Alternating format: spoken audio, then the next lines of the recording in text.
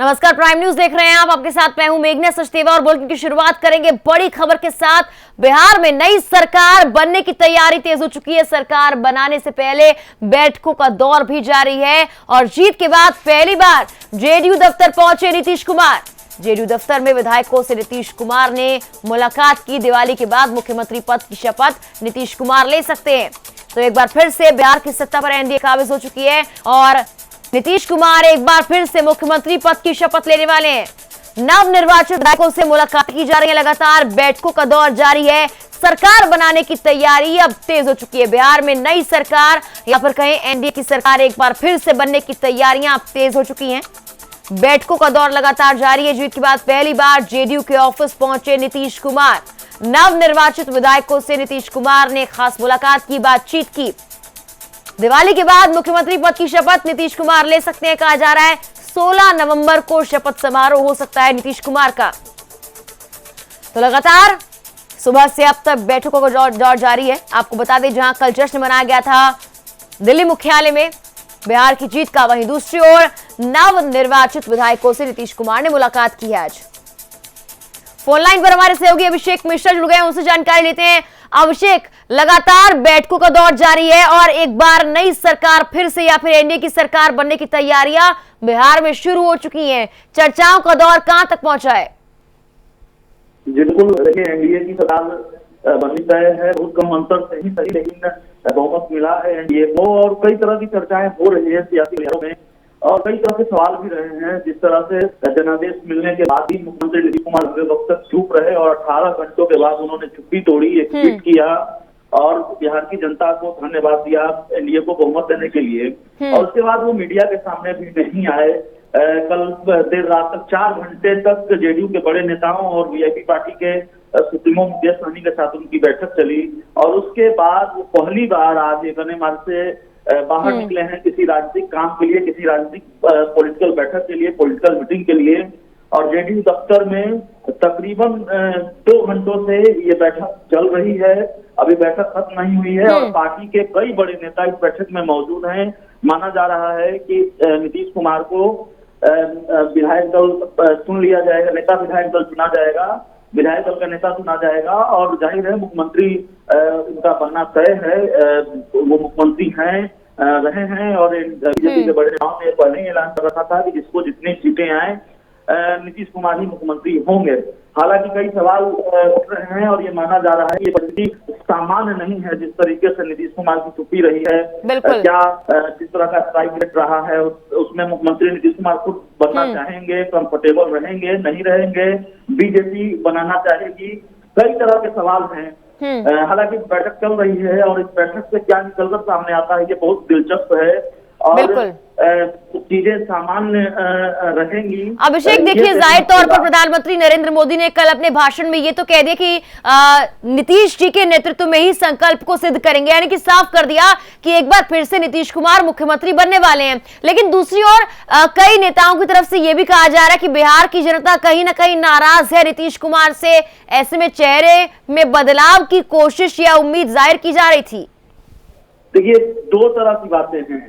एक तो यह है कि नीतीश कुमार से बिहार की जनता नाराज है या फिर बीजेपी के अंदर खाने से ये आवाज उठ रही है कि मुफीद वक्त है, सही वक्त है जब बीजेपी का अपना मुख्यमंत्री होना चाहिए और केंद्र में नीतीश कुमार को बुला लेना चाहिए, केंद्र की राजनीति में उनको जाना चाहिए, बीजेपी का। एक दूसरी बात चल रही है, दूसरे कयास चल रहे हैं बिहार की सियासत में और कयास ये है कि जिस तरह से चुनाव में चिराग पासवान की भूमिका रही है, 9 मंत्री हारे हैं बिहार सरकार में, 9 मंत्री चुनाव हार गए हैं और उसमें से ज्यादातर जेडीयू कोटे के हैं। 25 से 30 सीटों का नुकसान किया है चिराग पासवान ने जेडीयू का और जेडीयू भी ये मानती है, बीजेपी भी ये मानती है और हिंदुस्तानी आवाम मोर्चा भी ये मानती है। जीतन राम मांझी ने भी कल कहा कि हाँ 25 से 30 सीटों का नुकसान किया है। ठीक है अभिषेक, एक आखिरी सवाल की जो शपथ ग्रहण समारोह है वो कब तक हो सकता है? 16 नवंबर की तारीख फिलहाल सामने आ रही है। देखिए, औपचारिक ऐलान तो 16 नवंबर की तारीख सामने आ रही है और ये माना जा रहा है बीजेपी से विधायक दल का नेता नहीं चुना गया है। नीतीश कुमार विधायक दल के नेता चुन लिए जाते हैं इस बैठक के बाद, तो जाहिर है तारीखों का ऐलान भी हो जाएगा। एक थाने से खबर आ रही है। ठीक है अभिषेक, धन्यवाद पूरी जानकारी हम तक पहुंचाने के लिए। और वहीं जेएनयू में विवेकानंद प्रतिमा का अनावरण प्रधानमंत्री नरेंद्र मोदी के द्वारा वीडियो कॉन्फ्रेंसिंग से किया जा रहा है। आइए देखते। आप सबको मालूम है, हमको विजन दिया है भारत को ज्ञान की महाशक्ति के रूप में उदय करना, और मिशन दिया है एक राष्ट्र को एक अच्छे नागरिक के साथ विश्व मानव को देना।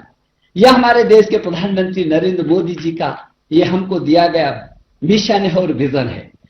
हम नई शिक्षा नीति को ला करके उनके इस विजन को मिशन में तब्दील करके और भारतीय ज्ञान विज्ञान अनुसंधान और संस्कृति का पोषण करते हुए पूरे वैश्विक निर्माण की दिशा में हम तेजी से इस नई शिक्षा नीति को लेकर के आगे बढ़ रहे हैं। मैं समझता हूं कि स्वामी जी जो प्रतीक है भारतीयता का, आदर्श भारतीय जीवन शैली का, स्वामी जी भारतीय ज्ञान परंपरा की ऐसी त्रिवेणी है जहां ज्ञान विज्ञान आध्यात्म की तीनों धाराएं आपस में मिलकर एक नया आकार लेती हैं।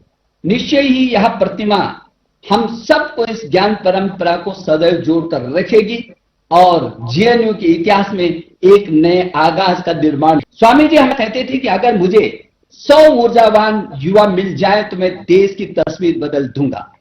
मुझे विश्वास है कि ये युवा इस दिशा में सकारात्मक सोच के साथ इस मूर्ति से हमेशा प्रेरणा लेते रहेंगे। अगर मैं जेएनयू की बात करूं तो जेएनयू युवा शक्ति का एक केंद्र रहा है।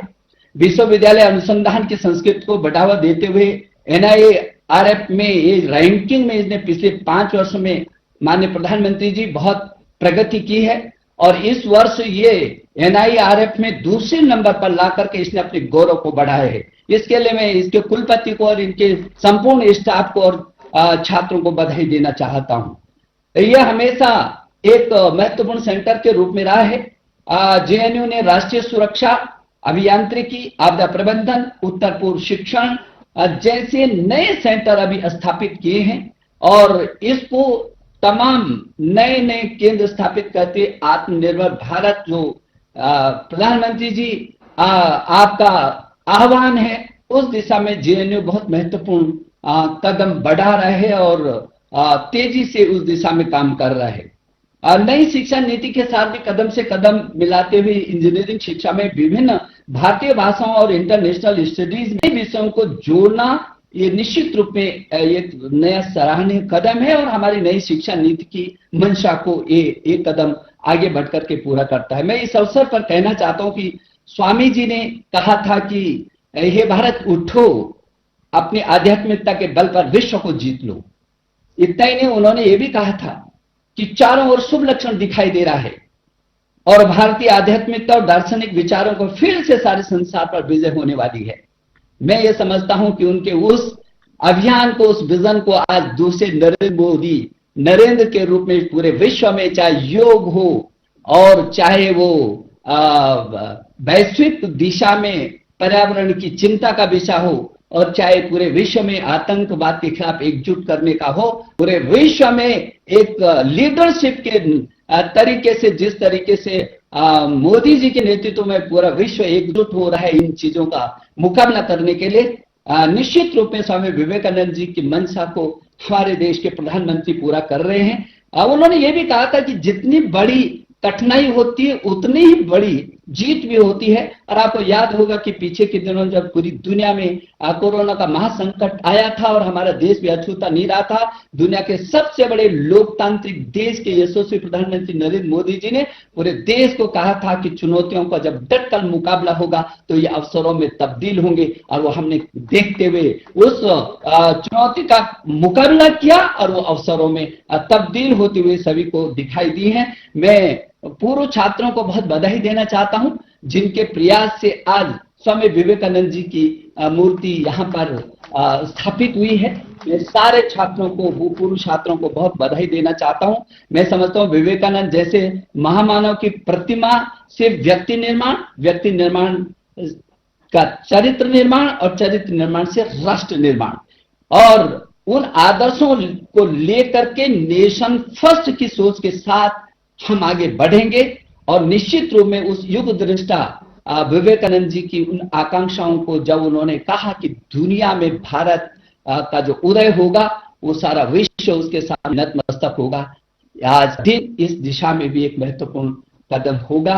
मैं एक बार प्रधानमंत्री जी को और उनके तमाम व्यस्तताओं के बाद भी उन्होंने हमको जो समय दिया है, मैं हृदय की गहराइयों से इस देश के 33 करोड़ छात्र छात्राओं की ओर से भी, मैं अपने 1000 विश्वविद्यालयों की ओर से भी, 45,000 डिग्री कॉलेजों की ओर से भी और 15 लाख से भी अधिक स्कूलों की ओर से भी आपके हृदय की गहराइयों से अभिनंदन करता हूं और स्वागत करता हूं। बहुत बहुत धन्यवाद।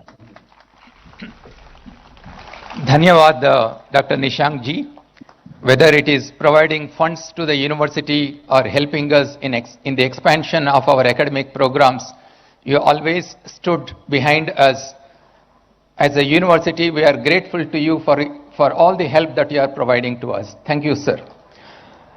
May I now invite the Honorable Prime Minister, Shri Narendra Modi ji, to unveil the statue of Swami Vivekananda.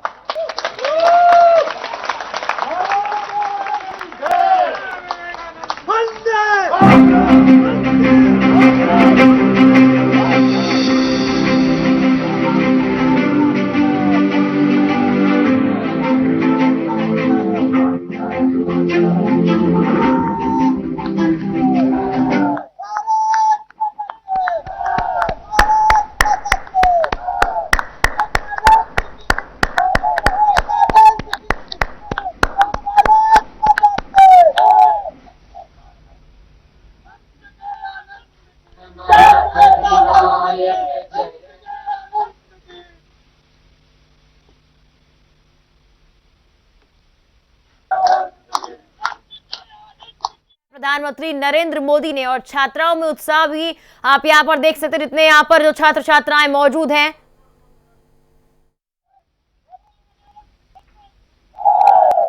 May I now request Honorable Prime Minister Shri Narendra Modi ji to share his thoughts. मैं सब प्रारंभ में सभी नौजवानों से एक नारा बोलने के लिए आग्रह करूंगा। आप जरूर मेरे साथ बोलिए। मैं कहूंगा स्वामी विवेकानंद, आप कहिए अमर रहे, अमर रहे। Swami Vivekananda, Swami Vivekananda.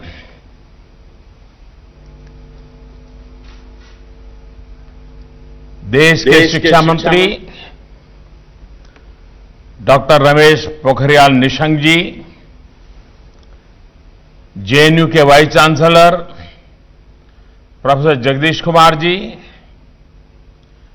Pro vice chancellor professor RP Singh ji, आज के इस अवसर को साकार करने वाले जेएनयू के पूर्व छात्र डॉक्टर मनोज कुमार जी, मूर्तिकार नरेश कुमावत जी, अलग स्थानों से जुड़े फैकल्टी मेंबर्स और विशाल संख्या में इस कार्यक्रम के साथ जुड़े हुए मेरे सभी युवा साथियों, मैं जेएनयू प्रशासन, सभी शिक्षकों और स्टूडेंट्स को इस महत्वपूर्ण अवसर पर बहुत बधाई देता हूं।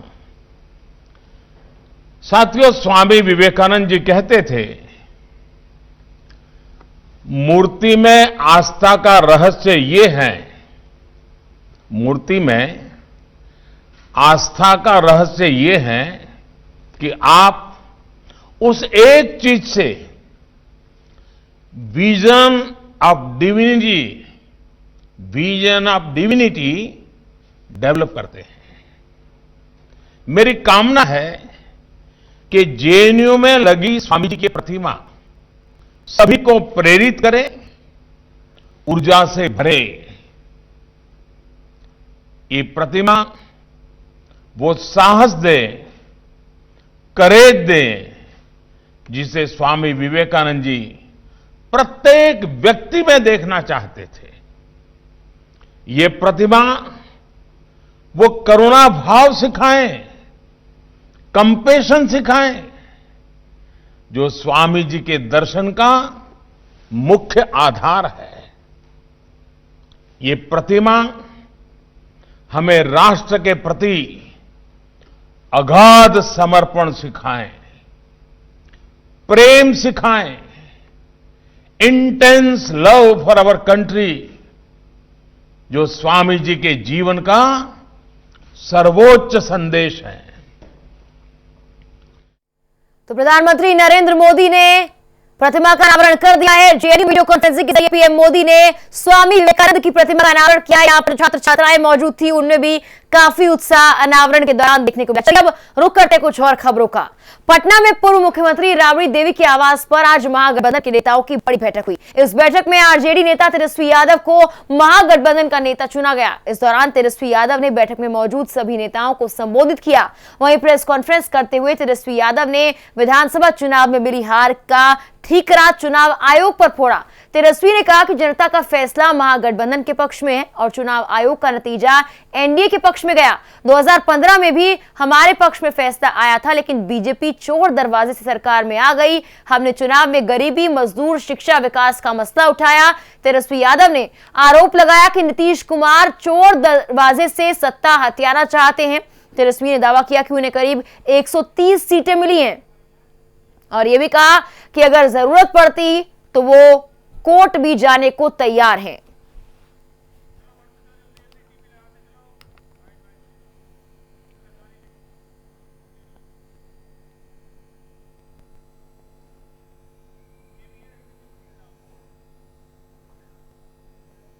बिहार विधानसभा चुनाव के नतीजे आने के बाद पहली बार नवनिर्वाचित विधायक मुकेश रोशन अपने क्षेत्र महुआ पहुंचे। वहीं विधायक के स्वागत करने के लिए सैकड़ों की भीड़, कार्यकर्ताओं की भीड़ वहां पर मौजूद रही। इस दौरान उन्होंने दावा किया कि अपने इलाके के लोगों का विकास करना ही उनकी सबसे बड़ी प्राथमिकता है।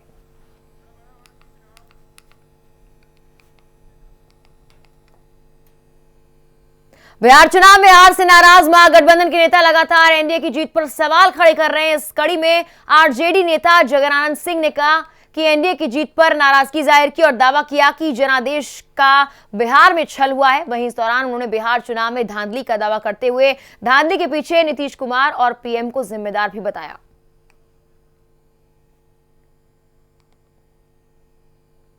बिहार में महागठबंधन की हार के बाद मधेपुरा में नवनिर्वाचित आरजेडी विधायक और पूर्व मंत्री प्रोफेसर चंद्रशेखर ने सरकार पर निशाना साधा। उनका दावा है कि सरकार के दबाव में कई जगहों पर पोस्टल बैलेट में हेराफेरी की गई। वहीं उन्होंने कहा कि इस हेराफेरी का असर महागठबंधन पर पड़ा, जिससे महागठबंधन के उम्मीदवार सिर्फ 200 से 400 वोट से ही हारे। वहीं सीपीआई के राष्ट्रीय परिषद सदस्य प्रमोद प्रभाकर ने कहा, जिस तरह से जनादेश को चुरा कर एनडीए सरकार बना रही है, ये ज्यादा दिनों तक चलने वाला नहीं है।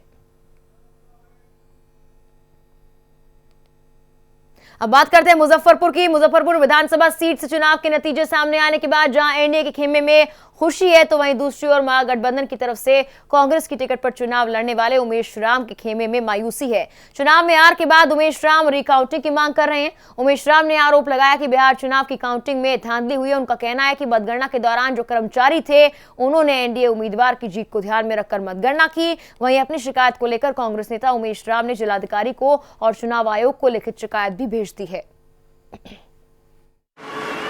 अच्छा बताइए, क्या दिक्कत आ रही है जो रिकाउंटिंग की मांग कर रहे हैं, क्या आपको लग रहा है? देखिए, मतगणना केंद्र पर जब हम लोग पहुंचे सवेरे, तो शुरू से ही आरओ का जो है संदेह के घेरे में थे, क्योंकि हमारे प्रतिद्वंदी के साथ कई बार उनको देखे कि कान में फुसकी करते हुए, बात करते हुए।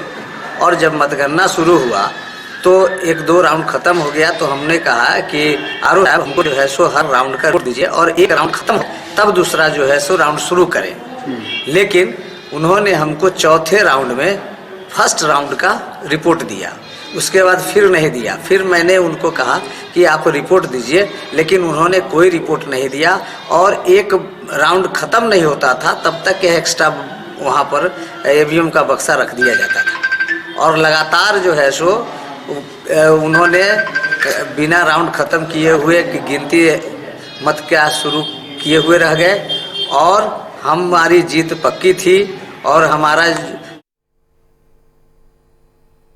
वहीं झारखंड उपचुनाव में साहिबगंज जिले से महागठबंधन के उम्मीदवार की जीत के बाद जुलूस निकाला गया। इस दौरान महागठबंधन में शामिल पार्टियों के कार्यकर्ताओं ने साहिबगंज स्टेशन चौक से लेकर पटेल चौक तक जुलूस निकाला। साथ ही गांधी मोड़ पर राष्ट्रपिता महात्मा गांधी की प्रतिमा पर माल्यार्पण भी किया।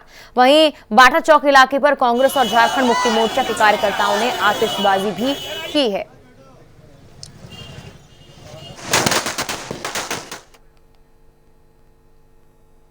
बिहार विधानसभा के चुनाव की प्रक्रिया पूरी होने के बाद अब मुख्य निर्वाचन अधिकारी HR श्रीनिवासन ने मुहिम राज्यपाल से मिलकर नवनिर्वाचित विधायकों की लिस्ट सौंप दी है। राजभवन से निकलने के बाद मुख्य निर्वाचन अधिकारी ने बताया कि बिहार में महागठबंधन की तरफ से लगाए गए धांधली के आरोप बेबुनियाद हैं। उन्होंने कहा, निर्वाचन आयोग एक प्रक्रिया के तहत काम करता है जो कि पूरी तरह से पारदर्शी होती है। साथ ही खुशी भी जाहिर की कि कोविड-19 में भी बिहार के मतदाताओं ने बढ़ चढ़कर मतदान किया, जो लोकतंत्र के लिए काफी अच्छा है।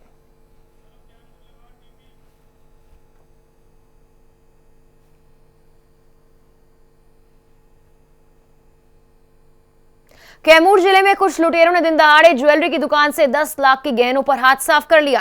वारदात चैनपुर थाना इलाके से महज कुछ दूरी पर हुई। यहां पर आरोपी दिन के करीब 11:30 बजे मोटरसाइकिल पर आए और ग्राहक बनकर पहुंचे। ओम ज्वेलर्स नाम की दुकान में घुसे 180 ग्राम के सोने के गहने, झालाबाली, झुमका, टीका और कई गहने यहां से लेकर फरार हो गए। पीड़ित के मुताबिक आरोपियों ने करीब 10 लाख के गहने चोरी किए हैं। वहीं खबर मिलने के बाद पुलिस CCTV फुटेज के आधार पर कार्रवाई कर रही है।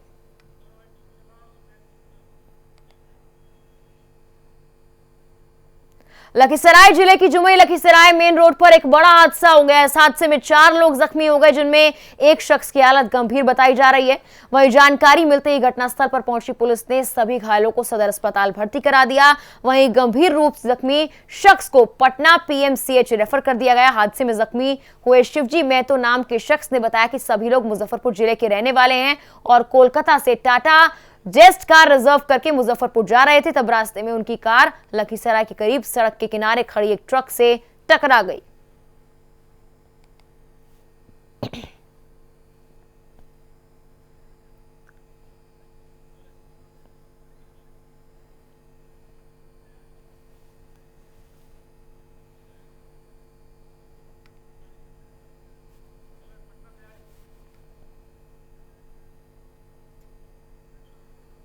पटना में त्योहारों को लेकर जिला प्रशासन और नगर निगम ने तैयारियां शुरू कर दी हैं। पूरे देश में हर्षोल्लास के साथ मनाए जाने वाले लोक आस्था के महापर्व में इस बार कोरोना को लेकर कुछ विशेष तैयारियां की जा रही हैं।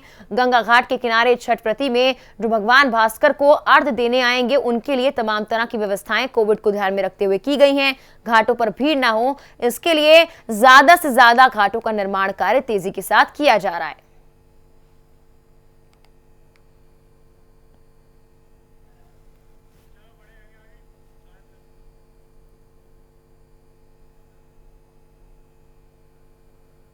लॉकडाउन में साहिबगंज की एक संस्था के काम की खूब चर्चा हो रही है। संस्थान का नाम प्रयास संस्थान है, जिसमें लॉकडाउन के बाद गरीबों की खूब मदद इस संस्थान ने की है। प्रयास संस्थान हर मंगलवार को गरीबों के बीच पहुंची और उनकी हर तरह से मदद की। साहिबगंज के स्टेशन परिसर में प्रयास संस्थान ने अपने पूरे परिवार के साथ गरीब, लाचार और असहाय लोगों के बीच जाकर अपने हाथों से पूरे परिवारों को भोजन करवाया है। साथ ही बहुत सारे गरीबों और लाचारों को मदद भी दी है। वहीं संस्थान ने स्टेशन परिसर में बैठे गरीब, लाचार लोगों तक मिठाइयां भी पहुंचाई हैं और असहाय लोगों से बातचीत कर उनकी मदद करने की कोशिश लगातार की जा रही है। ये कार्यक्रम कब से चल रहा है? ये कार्यक्रम हम जनवरी के फर्स्ट वीक से शुरू किए हैं। अब तक कितने आदमी का भोजन करा चुके हैं? हर ट्यूसडे को हम लोग लगभग 60 to 70 गरीबों को खाना खिलाते हैं, जो बहुत ही ज़रूरतमंद भूखे हैं, जिनको कोई सहारा नहीं है। हम उन तक पहुंचने का प्रयास करते हैं। आपका संस्था की तरफ से क्या क्या प्रोवाइड कराया जाता है गरीबों के बीच? हमारी संस्था की तरफ से हम एक टाइम का भोजन इन्हें देने की कोशिश करते हैं। इन्हें एक टाइम खाना, प्रॉपर खाना देने की कोशिश करते हैं। कोरोना काल में कोरोना काल में हमने इन्हें सूखा नाश्ता दिया। स्लम्स में जाके, छोटे गांव में जाके, जहां तक हम पहुंच सकते थे वहां तक हमने जाके उन्हें सूखा नाश्ता दिया। ये कार्यक्रम कब से चल रहा है? ये कार्यक्रम हम जनवरी के और इसी के साथ फिलहाल के लिए इस बुलेटिन में इतना ही। तमाम खबरों के लिए आप देखते रहिए प्राइम न्यूज। नमस्कार।